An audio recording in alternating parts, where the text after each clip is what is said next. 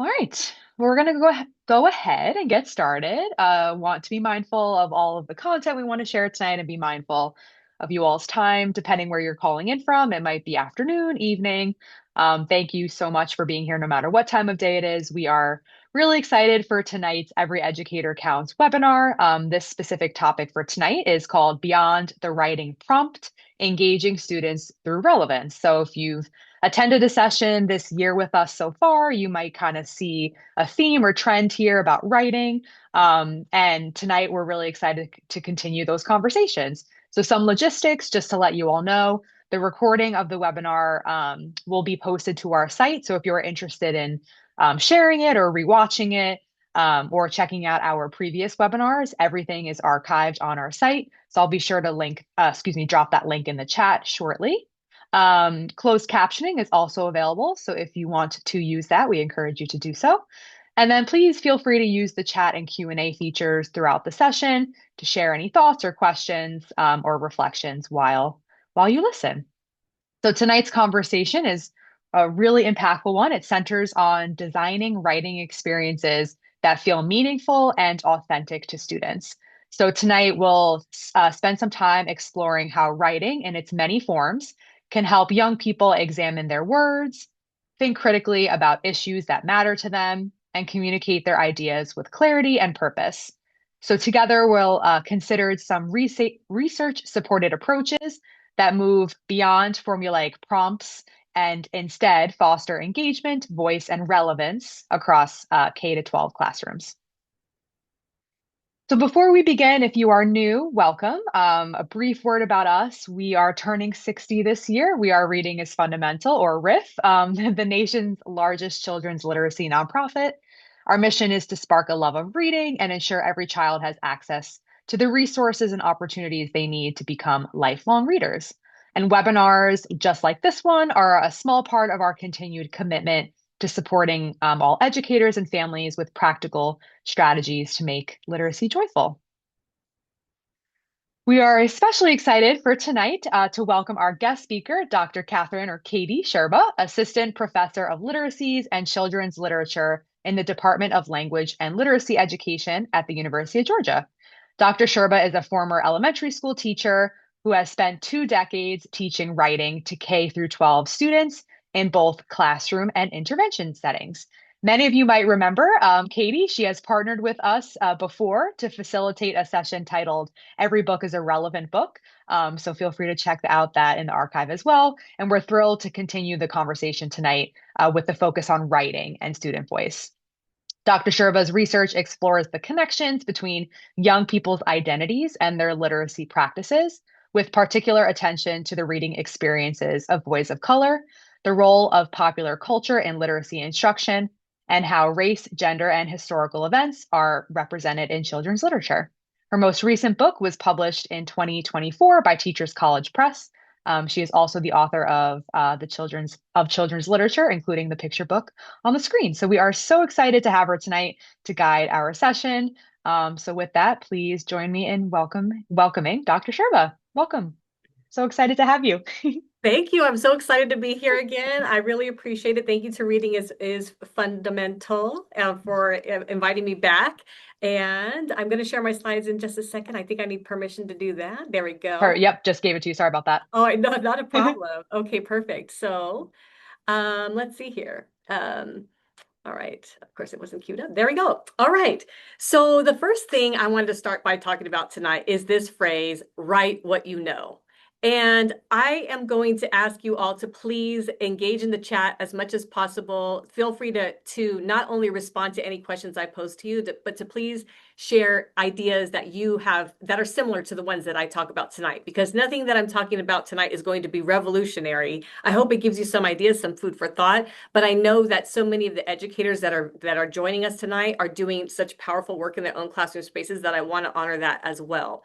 So this phrase, write what you know, is one that is very, very common in writing class settings. So I also have my MFA in writing for children that I received from the New School, and this was the mantra of the program, write what you know. But when I was 22 years old and new to New York City, what exactly did I know? I wasn't quite sure what that meant.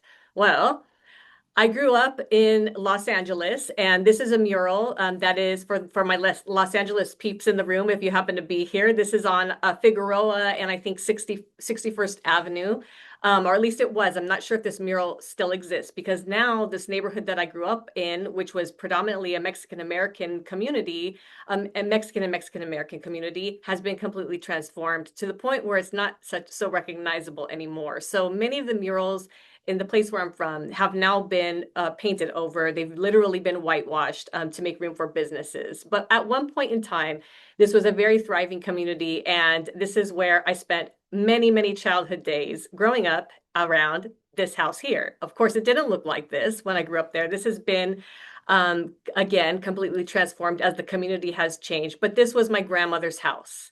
It has now been painted blue. Much of the work that my grandfather did with his own hands has been, pulled out. It's been demoed. But this house, my grandmother used to smoke cigarettes right there on the porch in a little plastic chair. And my sisters and I would run around this yard, run to the corner and back barefoot. That's as far as we were allowed to go. I learned how to roller skate across this sidewalk. In this front yard is where I learned how to speak Spanish. My grandmother, she kind of fooled me because when I was growing up, I thought she was fluent, but I learned later she only knew a few key phrases. But this house was super important to my upbringing, to my my entire for what my world looked like for so long as I was growing up in LA. This room was also super important to me. So this at one point looked like my grandmother's room and it had red carpet that was horrible. It was like this blood red color and it was really kind of ratty after many years of, it never being replaced. There was a jewelry box in the corner of this room and my grandmother would keep next to her jewelry box stories that I wrote.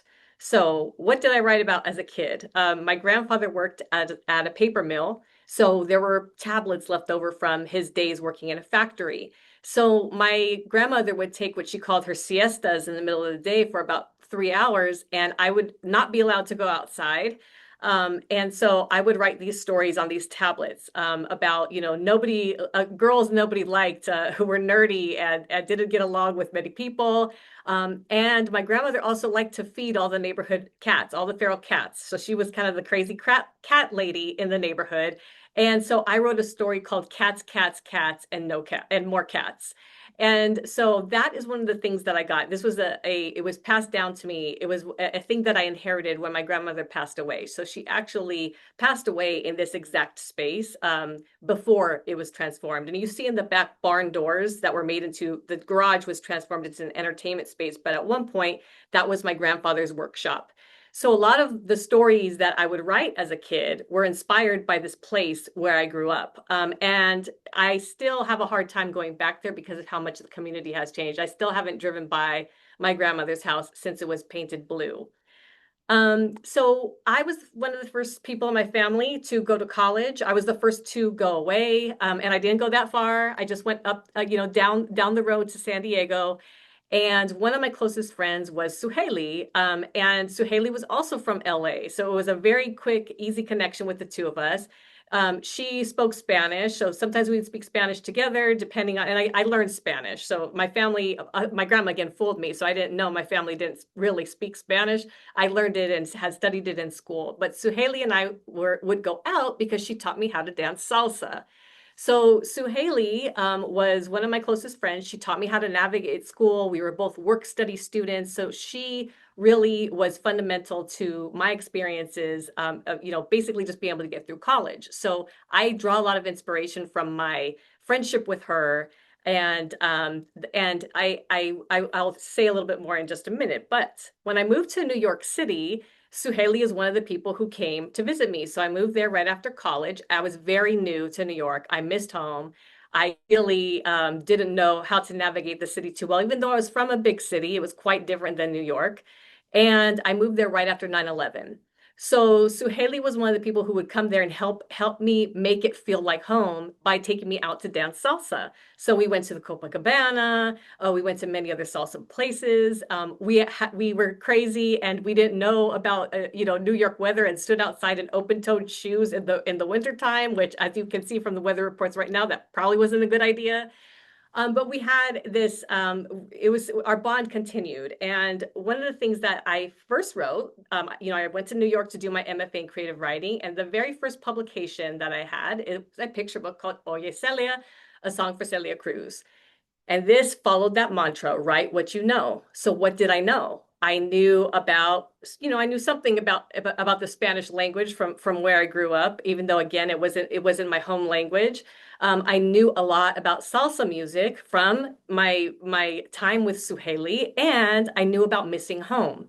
So that was one of the themes that I really played up by listening to Celia Cruz's music over and over. I really was drawn to this notion of missing your home and leaving people behind that you love and you care about. And that's really where this book came from. Um, Sadly, the book was reviewed negatively as sounding like a eulogy, which I just felt like the person who reviewed the book didn't quite get that salsa is a little bit deeper than maybe just, they said it didn't evoke the hip shimming rhythms of salsa. And that wasn't the point. The point was to honor Celia Cruz and to draw out these themes again that were important to me, that were relevant to me. Unfortunately, too, I will add a side note. My friend Suheli passed away when she was 29 years old, but I did have the opportunity for this book to be dedicated to her before that period. So the book came out, and I was able to give her a signed copy. So that's also one of the reasons that I cherish this book in particular. So, what does it mean for something to be relevant to us, right? So, is it just what we know, or is it a little bit more than that? So I started really digging into these questions and I focused specifically on reading. What does it mean for something to be relevant? Because oftentimes in education spaces, we use that word and we probably all define it in very different ways. I even defined it too simply as personal meaning. Something that has personal meaning to us is relevant. And what I've noticed as a scholar, as an educator over the years, is that oftentimes there's a misattribution to Gloria Ladson-Billings' theory of culturally relevant pedagogy, where we just kind of look at who the kids are identity-wise, usually their racial identity, their ethnic identity, sometimes their gender, and we say, okay, this is going to be relevant to them because of this. And we match texts or we match writing experiences or writing ideas to kids based on who we see from the outside, as opposed to who those kids are from a complex perspective. So what I did for my study was I interviewed a group of young men of color, so Black, Latino, and South Asian over a 10-year span. So to learn about how relevance took shape from a reading perspective in their lives over time.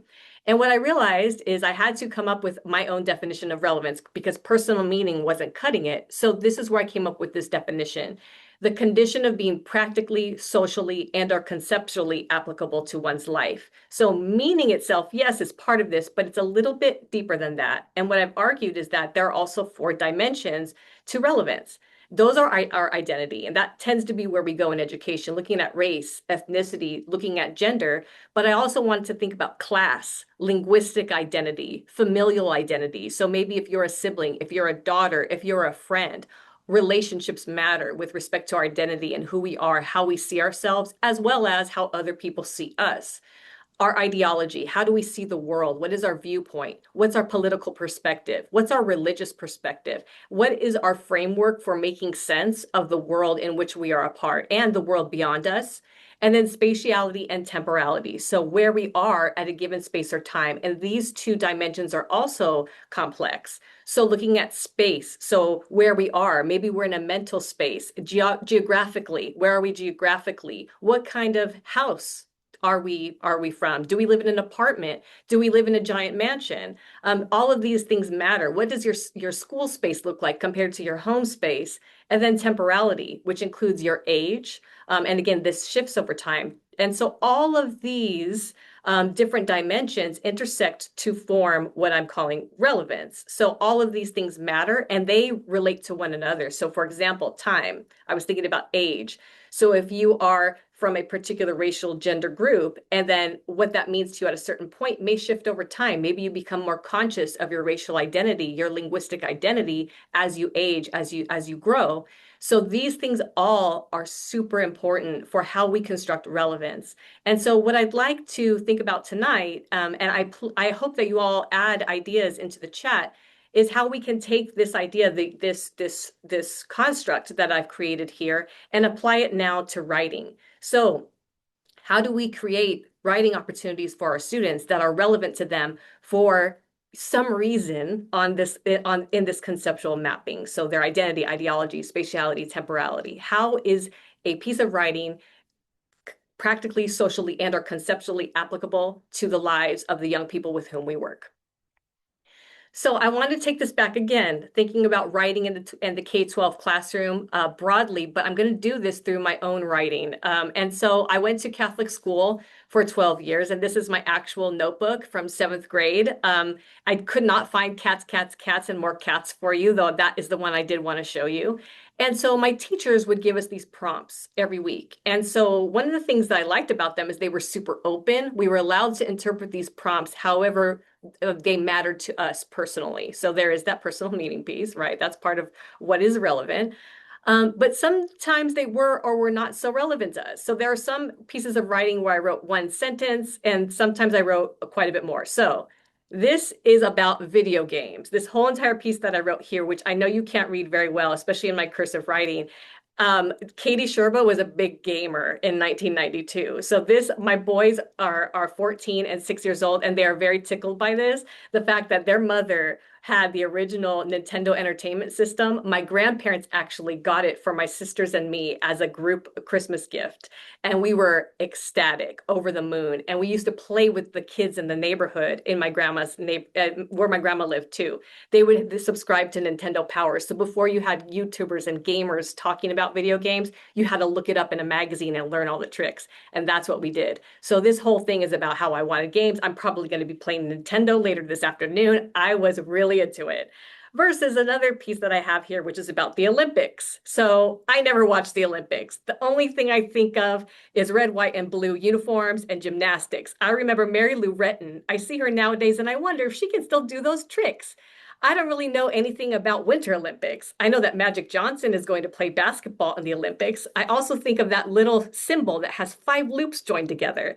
When I was younger, I used to wish I could be in the Olympics. I don't know why, because now I think they're boring and I wanted to learn gymnastics, but I wanted to learn gymnastics.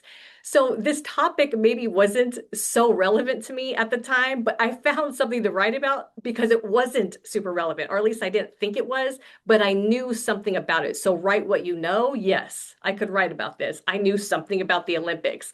Was it relevant to me? I don't know. My identity, probably not so much, except for the fact that I did want to do gymnastics at one point. Probably socially, because the people around me were probably talking about the Olympics at that time. And so I was like, okay, I'm hearing what they're saying. Like, I was not a basketball fan. I didn't know much about Magic Johnson other than the fact that he was a super famous man, a super famous athlete. But this was still the kind of prompts my teachers gave us. So it's hit or miss, right? Depending on the kind of prompts we give our students. These were super open, which is what I actually liked about this particular notebook. The teacher of this class, whom I'm not quite sure which one it was, gave us super open prompts as opposed to a really detailed scripted prompt like, tell me what you would do if you were to become an athlete in the Olympics, right? That prompt is a little bit different and may not yield as relevant of a response. And even this one is questionable. I still don't think I would have had much of an answer for what I would do in the Olympics. It might have been 2 sentences. One of the topics was work, and the only thing I wrote was, I don't like work. So there's that. So what I want to do now is think about how we can take certain writing activities and make them relevant to our kids based on the different aspects of their lives. So looking at their identity, looking at spatiality, temporality, as well as their ideology, or how that becomes obvious or apparent to us in the kind of things that our kids write. So I've worked at a literacy center. I was the director of the San Diego State Literacy Center for about 6 years. And this is one of the activities we would give our kids for a baseline writing assignment. So formative assessment. I do want to say here too, all of the activities that I'm going to be talking about in detail are linked to the standards. They are 100% linked to the standards. So this we need in order to see where our students are. And this can be tailored from kindergarten up through even university level. So we can start by asking our kids to think about things that are relevant in their lives. These are the kind of prompts I give my students. I am, I pretend, I remember, I wish, I feel, I love, I believe, I choose. I live, I speak, I know, I listen to, I watch, I would stand up for. So that one in particular would get at their ideology. What are some kind of things that kids would fight for that they believe are important, especially linked to any topics of social justice you want to address with your kids? This is an example from an article that some of my students and I wrote. It's about paper selfies. So some of my students, I was a professor at the University of Wisconsin, River Falls, and my students created this paper selfie where you could only use torn paper or cut paper to create a portrait of yourself to get around the fact that kids often say they don't like to draw.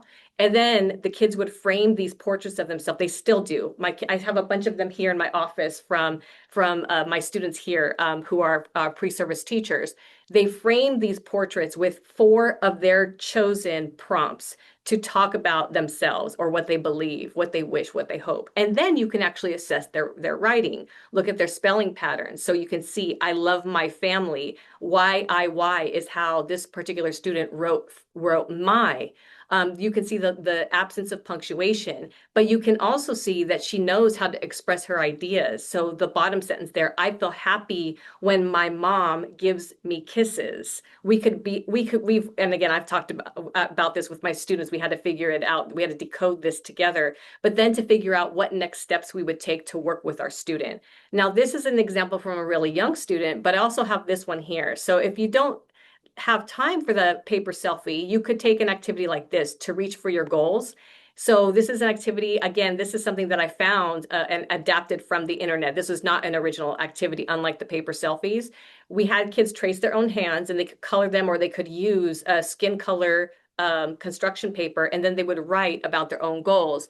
So this student's goal was, he said one goal that he wanted to reach for is to end racism. He wanted everyone to be treated fairly. It wasn't fair that people with darker skin were treated differently, were treated badly. And his other goal was to continue living with his mom and make sure that she stayed healthy so that he could have a happy life.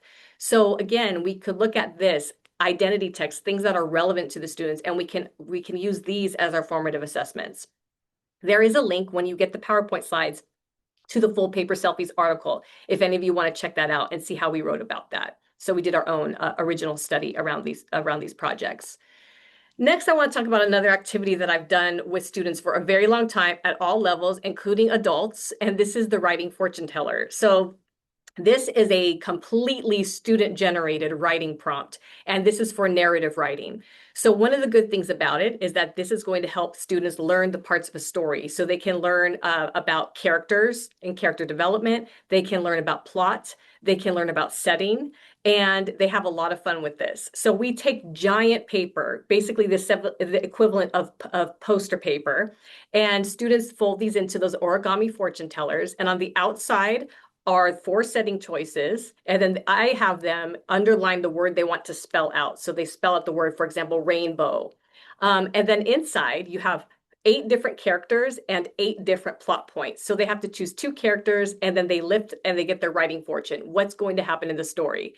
I have not written from a research perspective on this. So, but anecdotally, I can say the length of writing pieces that come from this and the laughter in the room and how relevant you can see that these become to students' lives based on the things they choose to put in these fortune tellers is absolutely amazing. I highly recommend that you try it. And you can even just do one and let the kids have a chance to use the one fortune teller that you create. So right now, this is sort of my gift to the universe because many people have taken this idea and adapted it. It came from my working with kids at the YMCA in New York City. I was working in a writing camp, and the kids had origami class right before me. So I told them, I promise you, if you put those things away right now, I'll find a way to bring them into writing class tomorrow. So I went home and I had to figure out what am I going to do? And that's how this came about. And so this is a much improved version of my own writing fortune teller idea, which is called the Story Magic Fortune Teller from my student from last semester, Autumn Rennie. I don't know if she is here listening, but here is a link to her Teachers Pay Teachers site. She is a trained architect who is now changing careers she is a classroom teacher now working on her MAT. And this is something that she designed to simplify the process of creating the writing fortune teller. I believe it's $1.99 on Teachers Pay Teachers. So please Check it out if you want to try this out with your kids. It's so beautiful the way that these come together. Okay, so another way to engage students with writing practices that are relevant. So many of us in here, I'm imagining, have heard of readers theater. Readers theater is a way to engage our students or to enact our students' reading fluency. So by having kids read scripts out loud of stories with which they are familiar, they do repeated readings of stories, they act them out sometimes, but to have kids engage in theater production, or at least a mini theater production around reading, has shown to help their fluency and to help and automaticity as part of that, prosody, expression, all of those things, right?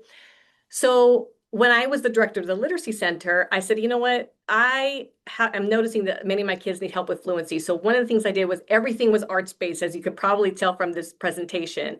And I decided we're going to have our kids write their own plays because they can still work on their fluency that way, and they can work on all the expression and all these other things. And so what I did notice is that my multilingual learners in particular, they thrived because they didn't have to be put on the spot to speak themselves. They could speak behind a puppet. And here I have one here too that I just created with my credential students not too long ago. So the puppets you see here on the left are from my credential students, and on the right, they are from a group of preschool teachers who used those. They created one to read stories out loud to their kids. So there's a number of things you could do with the puppets. You could use them to read and enact original plays, but you could also do this for older students to, for example, explain complicated concepts. They could do this with math. They could do this to explain concepts to younger children or to other peers. And it's funny, it's silly. And even the older kids, I feel like most of the time, depending on the rapport you have with your students, this will be something they'd be willing to do, even if they look a little bit, uncool trying this out. There's a lot of laughter again, just like with the paper selfies. So how does this become relevant? Students get to actually create their own stories, even if they're based on existing stories, existing narratives, and then they get to create their beautiful puppets to read those stories. So an example from the Literacy Center days was a student with whom I was reading Harry the Dirty Dog. So she wanted to write a play, a spin-off, basically fan fiction of Harry the Dirty Dog, where he has another friend who only likes to stay clean, where Harry the Dirty Dog likes to get dirty, and the two of them become unlikely friends. So we wrote the whole script, we storyboarded it out, and so every day this was a literacy intervention context, but at the end of the day we had movie time, and we eventually filmed it and edited it with music and everything with the stage, and she got to create her setting, and this was such a fun activity. And again, her fluency was absolutely improved once we finished our session together after 8 weeks. And again, I don't have a research study to point you to from my particular experience with this, but I did assess my student. I did a pre and post assessment to actually be able to measure that her fluency did improve with doing this. Now, if sock puppets are a little bit too much, and especially since you have to use a hot glue gun, and I just suggest you look on YouTube for how to make a sock puppet, and it's super easy and fun. Obviously, if anytime you do a project, create your own model first and try it to get a sense of, kids are probably going to take double the time to do this themselves. But if that's too much, you could always do a popsicle stick puppet. So this is from an activity I did just a few weeks ago with a group of first graders. And we read the story, My Beautiful Birds, which was a little bit complex for a group of first graders, but I drew the birds on pieces of paper, photocopied them, and then the kids got to they color the bird however they wanted and use the popsicle. We just taped them onto the back of the popsicle stick. And then when you actually move them, they kind of flapped their wings. So this was a nice way to be able to talk again about home. I really do love stories about home and missing home. And I really am a big fan of the dimension of spatiality right now in my own research. So that's why I chose this particular text with the kids. And we had a wonderful conversation about their own homes, who had, I'm in Georgia now. So who was new to Georgia, who was born here, who was from someplace else, and what that feeling was like to have to make new friends when you move to another place. And so even that preliminary conversation was a fun precursor to this. And I'm not sure what they did with the writing activity, but I could imagine this bird being used to accompany a story about the kids' experiences with home, and how they might make new friends with somebody who was new to their class, or to their state or city. Now, this is me a couple years back. I want to talk very briefly about writing across the content areas. So, especially for my older, my secondary level instructors here or researchers working with older kids. So, one of the assignments I was charged with, I often teachers will ask me sometimes, and they're usually at my kids' schools, but they're not always my kids' classes. Or when I do consulting work with schools, this particular teacher said, "Okay, I hear you like comics. I do stuff with Comic Con. I have my pro badge for Comic Con, and I've presented there a few times. And I love comics and graphic novels. And so she said, "Okay, you do stuff with comics. My kids are studying ancient civilizations. So do you think you could do something around comics with them?" I thought, okay, that's an interesting combination. But then I've seen a lot of nonfiction texts where kids can make the topic relevant to them by, again, creating, sometimes they create fictional characters to tell an actual, nonfiction narrative or to tell something that is true in a comic form. So the way I had to start this with the kids is that one thing that I do see in writing context is oftentimes the teachers will say things like, "Okay, now go create a comic if you like." And maybe they'll give them a template for the comic. But there's not a lot of instruction about what is how a comic is actually put together or what are the features of comic. So that's the way that I started with this group of middle schoolers. So I created this game, which was basically just a bingo game. And it had all the features of a comic. So I went over the vocabulary with the kids. I told them what these things were, such as, an establishing shot, who is the villain, who is the sidekick. We talked about an open panel, a page panel. We talked about the gutter. And then I gave kids the stickers. So here's the picture of the kids actually using comic books that I had. So they had to go find these features and then cover their boards. And so whoever got 100% first, that was how they scored bingo. So this actually worked for textual analysis. We did textual analysis first, looking at comics before we could actually go and then write our own comics. So the fact that the kids did this, they had a lot of fun with the activity, and then they decided they got to choose their own format. So I showed them how to create a comic without actually using, they could use the grids if they wanted to that we had copies of, or they could do it freehand. And I showed them that's how they can actually play and create different panel types. Or they could actually use an app like Pixton, which I've used with kids for a program that I created called Right to Rise in San Diego. But the thing that I want to establish here is that one, it's important for us to let our kids know how to create the form that we are working on. Even as we're trying to engage them in an activity that's relevant, we still have to show them practically how to do the activity or how to create the ultimate final piece, how to get there. We have to scaffold for them, which we know is an important aspect of the writing process. So again, they might draft ideas about characters. I had them do character sketches first. I had them figure out what's going to be the beginning, middle, end of their comic before they could even start drafting the full version. So again, the kids got to create their own responses to some aspect of ancient civilization, and they also got to choose the part of ancient civilization that they had been studying that they wanted to focus on in their particular comic. So giving kids choice is another way to make it relevant to them. The fact that they can take ownership, they feel a sense of empowerment over the topic. And again, we can't do this. I do understand, and I do want to stress here, I understand that many of the teachers that I'm talking to right now are currently in contexts where they have a scripted curriculum. And so writing is often pushed to the side because of the emphasis on reading and foundational skills that we do absolutely need our students to be able to have. But we can also figure out ways to carve out time for writing, even if you have to do this in very small increments. Let's say you have 20 minutes. So you can figure out what can you do realistically in 20 minutes and 30 minutes to get your kids to engage in relevant writing practices. Because if we don't try to engage our students in ways that are relevant to them, we are going to completely lose all of the progress we're making by focusing on the foundations. So another thing I want to talk about tonight is writing and AI. Now, I know that AI tends to be a no-no word in many classroom spaces, and that is also the case here at UGA. We get a lot of messages around AI and kids using AI to write. But I think one of the things is that kids are talking about AI. It's relevant to them, especially temporally, right? If we think about that temporal dimension of relevance, it is super important for them to understand how it works. So I encourage my teachers to use it in certain contexts. So opinion writing. this is my least favorite type of writing that is required in the Common Core standards because I often have found it to be boring. So that's why I did the sad sun on this slide because I feel like what the kids say, like, okay, a lot of times the prompt is, tell us about your favorite kind of weather, or tell me what would, if you could make a change at your school, what would you do and why, right? So there's a lot of kind of boilerplate prompts that we give our kids to talk about opinions. So this is how I used AI. I had my students pair with somebody in the classroom, and it was a little bit random. And each of them first had written a list of things that they really, really loved and appreciated. So the example that I gave, I said, well, I'm mashing mine together.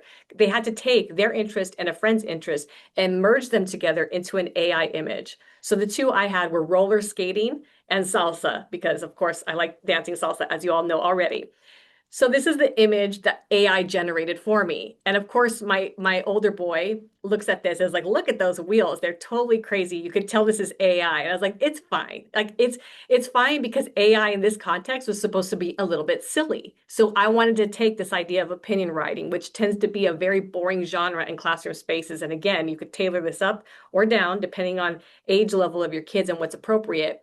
And then what my students had to do was create a jingle or an advertisement to show how those two things could be merged together in a way that would be absolutely spectacular.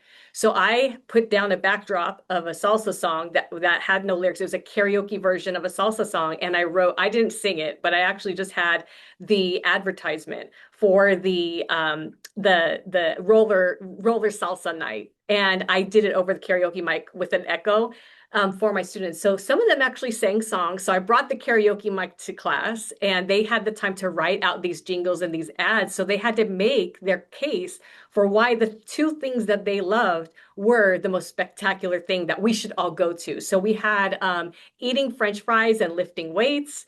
Another one was linking Jesus and French fries because they were very into their faith and they were very religious. So they wanted to merge those two things together. We had some crazy, wild things. We had certain kinds of dance mixed with hiking. So there was just it was a lot of fun. And again, my students were really into this. This was an exciting way to take opinion writing that sometimes seems like borderline relevant because you're asking kids about their opinions, but taking it to the next level by showing how you could really, really get them to talk about things that are important to them. And again, their worldviews come out. So sometimes their ideology, right? Their religious perspectives, if that's one of the most important things that they care about, that they're passionate about, then it can come through.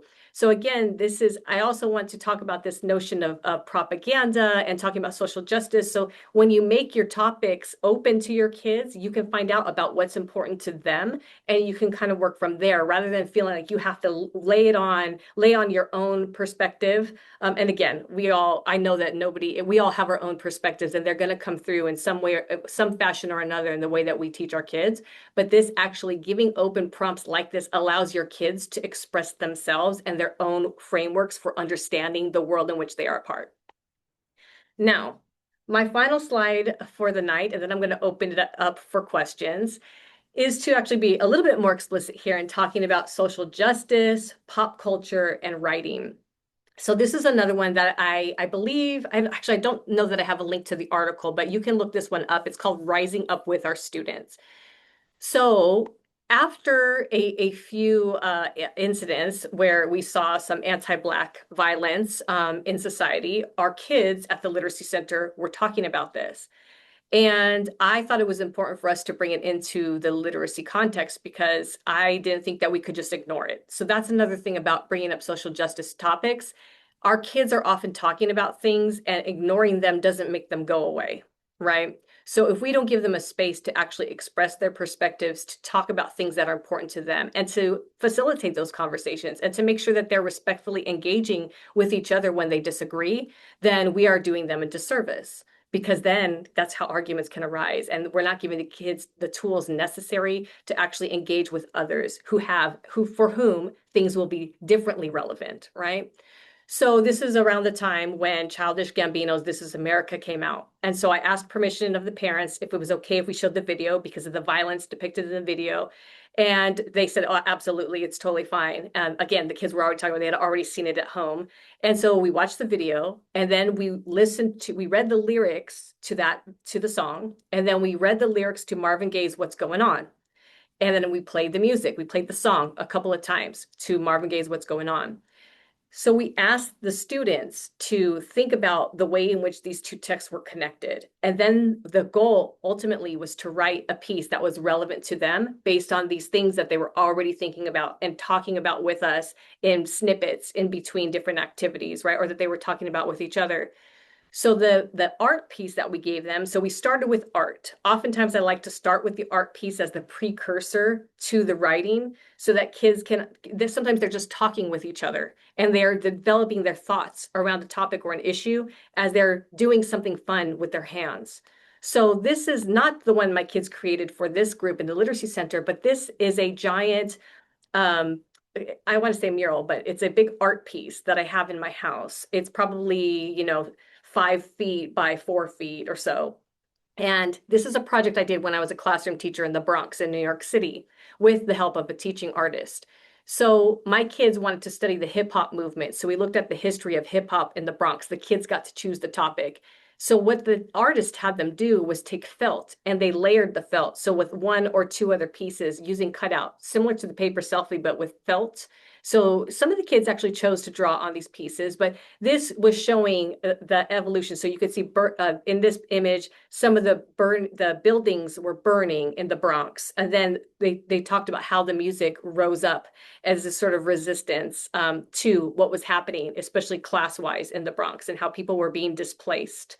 And then the trains. So we talked a lot about the tagging on the trains and people expressing themselves. So the kids in my literacy center group, after watching Childish Gambino's This Is America and What's Going On, created similar pieces. So they created 3 pieces each. So my kids had pieces like a bomb, a police baton with blood on it.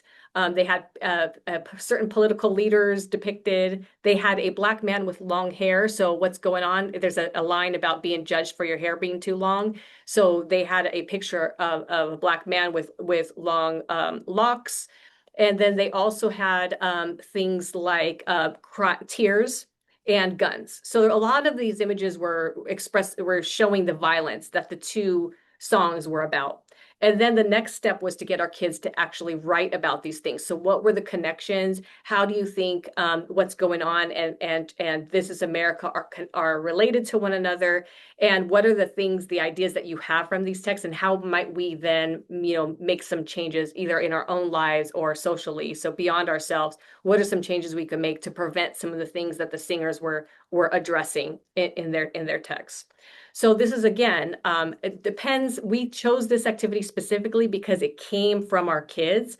So we already knew this was a relevant topic to them. So again, their identities, it was 100% Black students in this group that we worked with. They were all middle schoolers or high schoolers. So they were ninth and 10th graders. And they were ready for this kind of conversation and eager to engage in this kind of conversation with adults who would listen.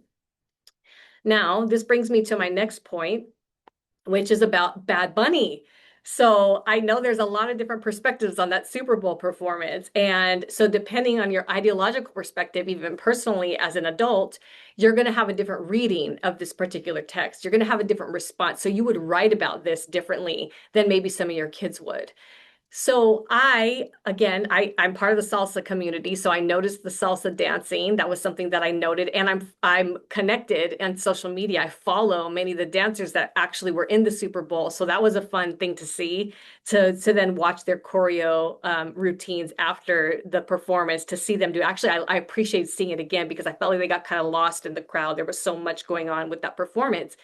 But one of the things that I think is super interesting about this is that um, kids, no matter where they are, again, they're hearing something about this, whether they like the performance or not, whether they knew who Bad Bunny was or not. Many of them heard about this and the response to it, and they have maybe some feelings about the fact that it was all in Spanish. except for, there are segments like Lady Gaga's portion is in English. But the fact that they, maybe didn't understand the lyrics, but maybe they understood the dancing and the spectacle of the whole performance, right?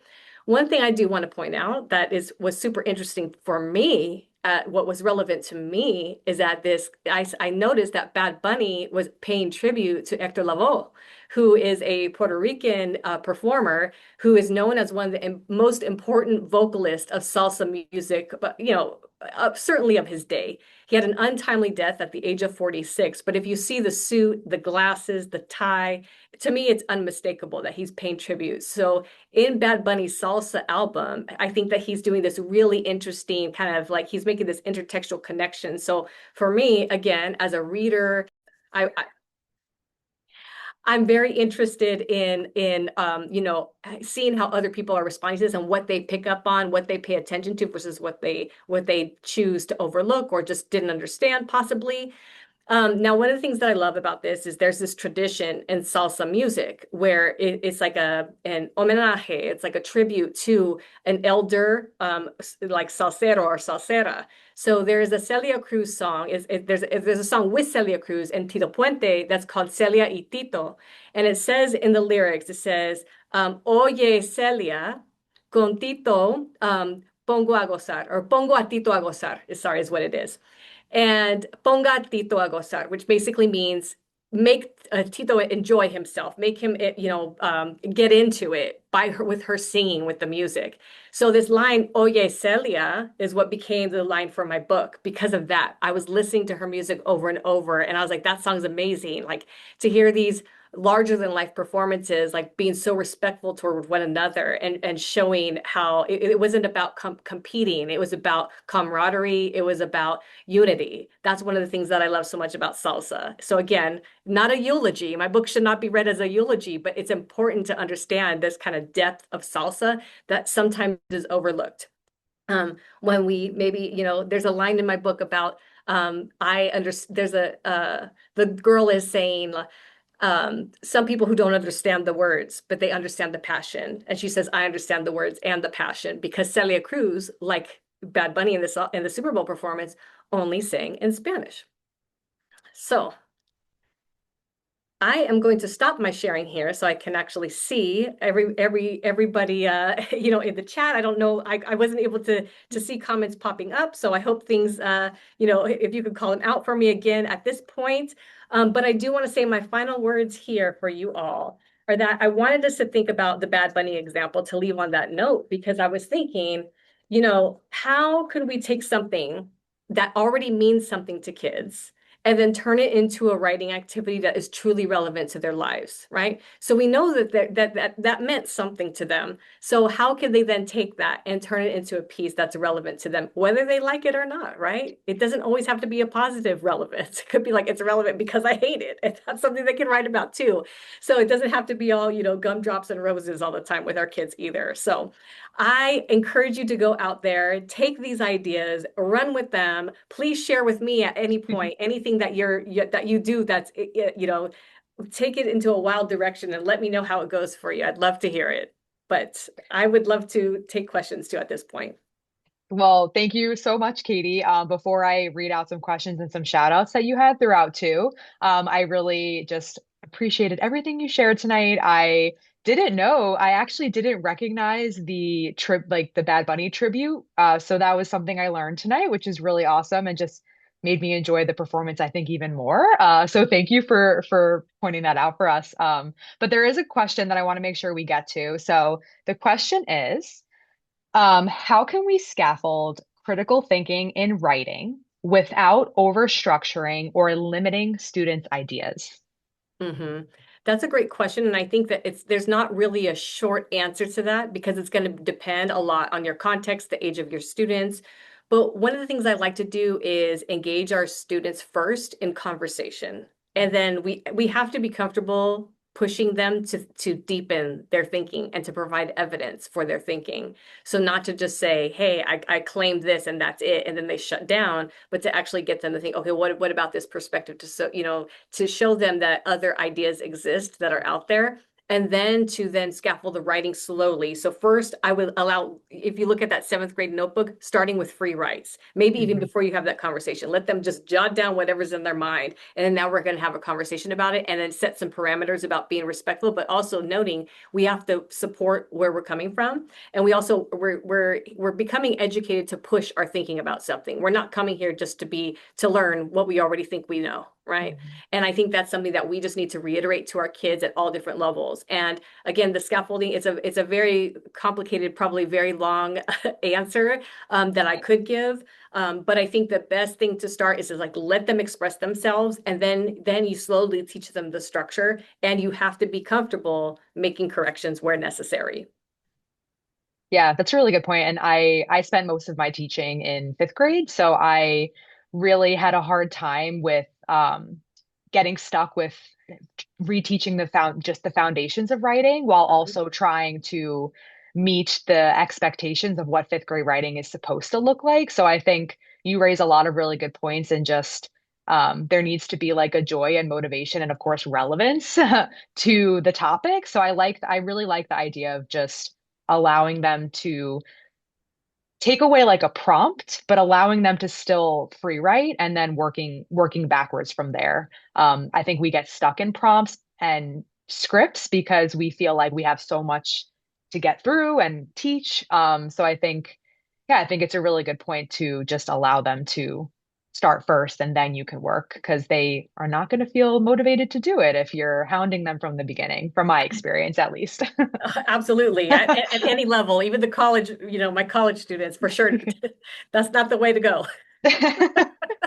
No, for sure. And speaking of your college students, I did see a couple, at least one or two, just really appreciate everything you shared and just feeling really grateful that they got the opportunity to hear you talk again tonight. So you have a Oh, lot of fans out there, including us at Riff. And for those of you that are still with us, be on the lookout because Riff has a new podcast, and Dr. Sherba is going to be talking more about this and even more exciting things related to writing and relevance. And I think you might be sharing about your new book. Is that something that's happening? Is I that you? might.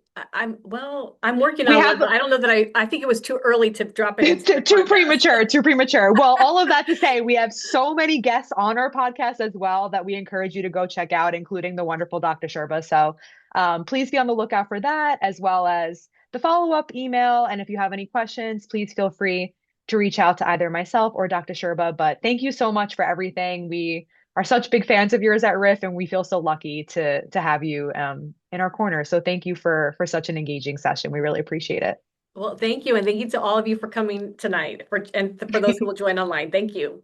Yes, thank you all. And if you all were here and accidentally heard me stop the recording, that was a quick little accident. Don't worry, the full recording is still there and you will be able to get it.